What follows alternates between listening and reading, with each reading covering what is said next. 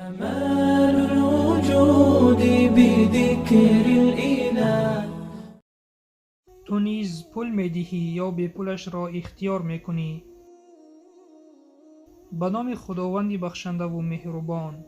آیا میدانی که بعضی از انسانها برای دوزخ در آمدن در این دنیا پول میدهند؟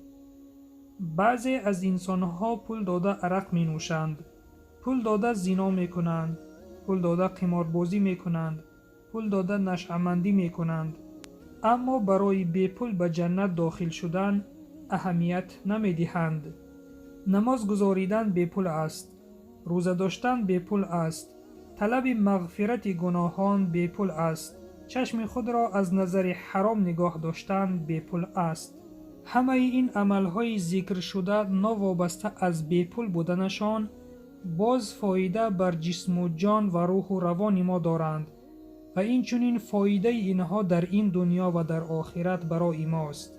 پس ای برادر و خواهر عزیزم، آن عقلی که خداوند بر تو امانت داده است پیش از گرفتنش کارش فرما تا این دنیا و آخرت خود را آباد گردانی.